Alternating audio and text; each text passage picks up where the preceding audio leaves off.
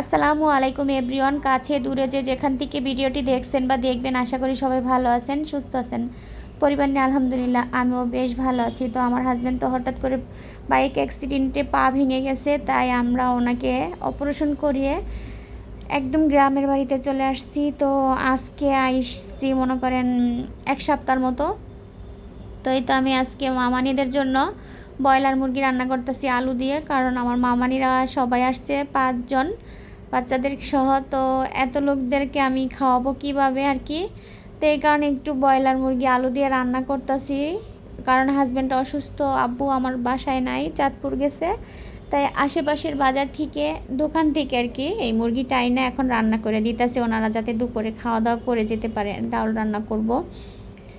তো আর হাজব্যান্ডের জন্য অন্য কিছু রান্না করেছি, কবুতর আর কি, কবুতরের বাচ্চা রান্না করেছি।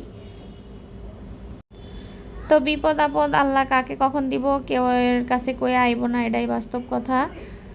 তো মামানিরা একুশিলায় আসছে। এমনি তো আমরা বাড়িতে আসলে মামানিরা আসে না, আমরাই যায় দেখা করি।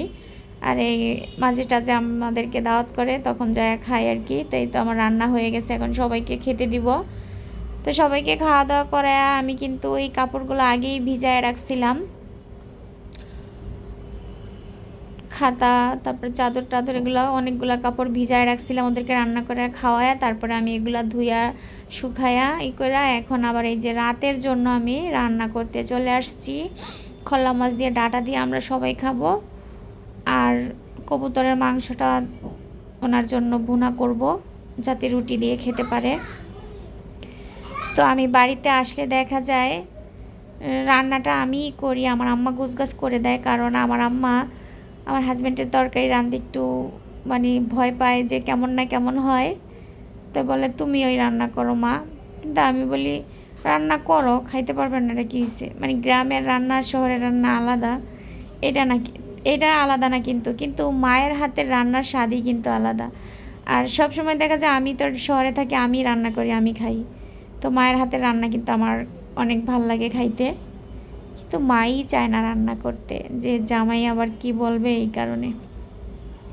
কিন্তু জামাই কিন্তু বলে যে না মা ভালো হয়েছে, তারপরও মা শোনে না। তো শাকও ভাজি করছে আম্মা, তারপরে ওটা অফ ক্যামেরায় ছিল, আর বাজি ওই যে সকালে করছিলাম ওই বাজিটাও ছিল। তো সব তরকারিগুলো গরম করলাম।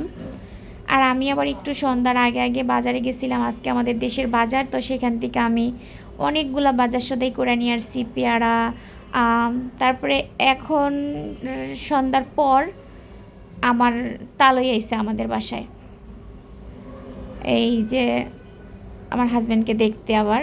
তো আমার আত্মীয় স্বজন কেউ বাদ নাই আর কি, মনে করেন আমার 2 বোন 2 বাগে, তারপরে আমার মামানিরা সবাই আসছে। তো ভিডিওটা কেমন লাগছে অবশ্যই কমেন্টে জানাবেন। ভালো থাকবেন, সুস্থ থাকবেন, আল্লাহ হাফেজ।